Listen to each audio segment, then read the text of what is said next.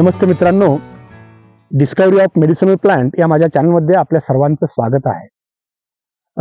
आपण मॅचिंग सगळेजण नेहमी ड्रेस घालत असतो किंवा स्त्रियांसाठी तर मॅचिंग म्हणजे फार आवडीची गोष्ट आहे. बघा, आज सुद्धा या झाडांना मी मॅचिंग केलं आहे. दोघेही लाल रंगात न्हावून निघालेलो आहोत. मी लाल शर्ट परिधान केलेला आहे आणि झाड सुद्धा जरी वसंताचं आगमन असलं तरी चैत्राच्या पालवीसारखा फुललेला आहे. याचं नाव आहे कुसुंब किंवा याला म्हणतात कोशाम्र. खास करून हे झाड ज्यावेळी असं पालवी लागते त्यावेळी पूर्ण त्याची लालच पालवी असते.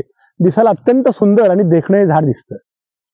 स्लिचेरा ट्रायजुगा असं याचं बोटॅनिकल नाव आहे आणि याची औषधामध्ये जी वापरली जातात ती फळं वापरली जातात.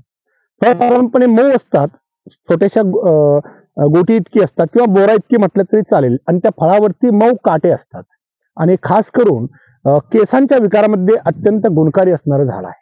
आयुर्वेदामध्ये याचं वर्णन आहे, कोशाम्र या नावानं त्याला म्हटलं जातं.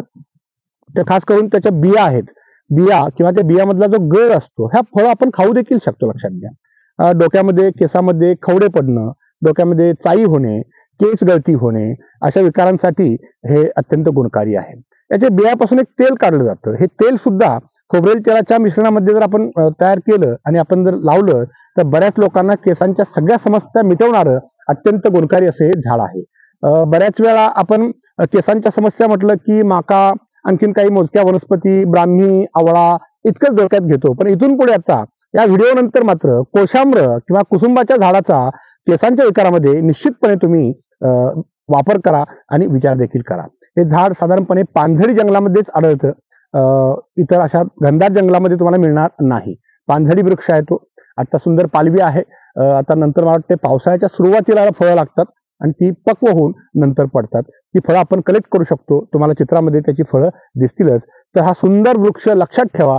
जसं एखादा माणूस एखाद्या पार्टीला जाण्यासाठी नटतो तसं वसंताची चाहूल लागल्यावर इतका नटलेला आहे की बघायचीच गरज नाही.